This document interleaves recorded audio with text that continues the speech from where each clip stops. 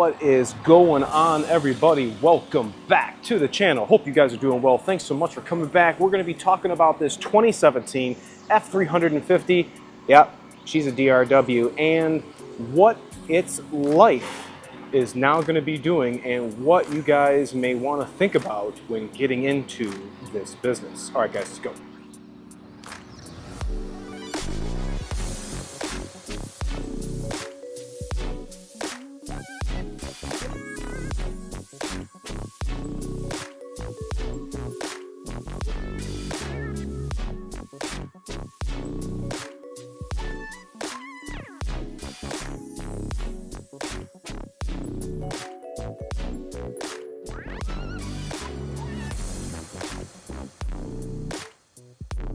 All right, everybody, thanks for coming back and checking us out. Make sure to hit that like and subscribe right here at the bottom.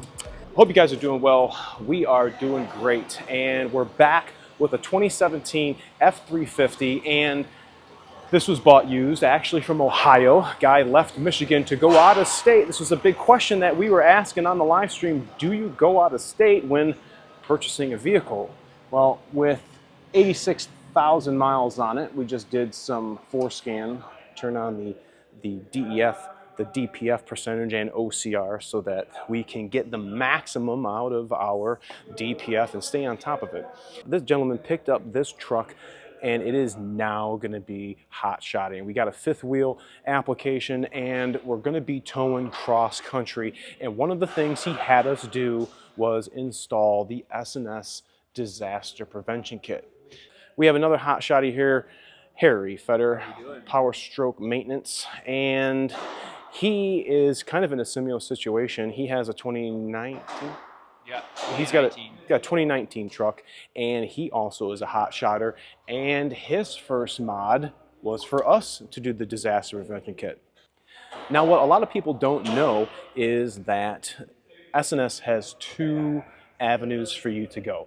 You either can do the disaster prevention kit, which still leaves the CP4, or you guys can completely rid yourself of having a CP4 and put the DCR. That is what the repairs have kind of turned around from doing. Although the DPK is one of the greatest mods that was for the 6.7 prior to the DCR, DPK is great. DCR just blew that out of the water because now we can totally get rid of that CP4.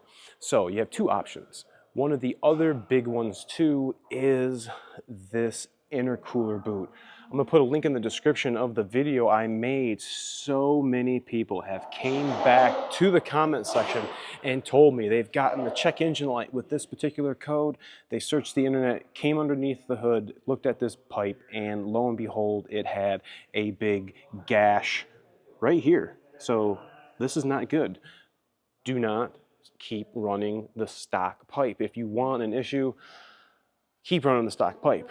Or we have HSM. HSM Diesel Motorsports also make the fuel filters that we're going to be talking about, but they also make a pretty sweet silicone hose if you're just wanting to upgrade this. Now, when we do the DCR, a lot of stuff on the top of the engine has to be taken off. Intake manifold, charge pipes. So we like to give our customers the option when they're doing the DCR, do you want to continue to run that stock crappy intake with that poor flow, like we were showing you guys on that silver F450, that 22 with those big wheels? Or do you upgrade to the pusher? The pusher intake is so much better flow, better throttle response, and not only can you get it in any powder coated color you want from Pusher, not any color, but their colors, it is actually servicing a purpose and functioning pleasurably to the oculars. I love mine. I love putting them on. The ones we haven't done are probably the white, red, and the Kawasaki green. I would love to see the Kawasaki green. That looked pretty cool. Now, another big topic for debate is probably the air filter. A lot of guys are still running the stock air filters, and that's fine. But what we have been finding, running the Banks big ass air filter in our own 20, it is considerable difference. Not only with the exhaust brake, it sounds freaking awesome, but this air filter, when you look at the stock flow compared to the Banks flow across the filter media, it's considerably different, and it is only going to allow you to feel that through the pedal, because now instead of having the air go through that stock paper pleated, the way the Banks one functions, you can either get the dry or the oiled. We opted for the oiled, and we also put the air filter condom sock on it to like a pre-filter thing. It gets real salty around here in the Detroit region when it's winter, and it'll get all dusty with salt, and you know, that I just start running all year round. But way better flow coming out of that air filter, and definitely something I would run and recommend. I just realized this guy's got something written. The hell is that? I don't know. It's not a part number. Almost looks like a body code of some sort, like a body control module DTC, but not really. Huh, weird. All right, so what would be one of the next things? Fuel filters. Now, I know you guys, a majority of you guys are on Facebook, and how many times have you seen one of these trucks on the side of the road, and this whole side of the truck has been completely melted? Well, the whole truck is gone, but nothing on the engine is completely recognizable, and that is all due to this crappy fuel filter right here. See that little circle right in the middle? That's actually where the mold took place, and where the plastic is broken off the mold. Once that filter gets filled and filled and filled and filled, because I know you guys are forgetting to replace them. Some of you guys do. I don't even know it had a fuel filter. Are you serious? 60,000 miles later? Oh my gosh. Get rid of the plastic. And the company that we've been using, HSM, they have great fuel filter kit for the top, even keeping the filter up here, but putting a spin on, or take the fuel filter completely out of the engine bay and putting it on the bracket that holds the shift linkage right up underneath the truck, and it would be bolted to the side of the trans. Pretty slick.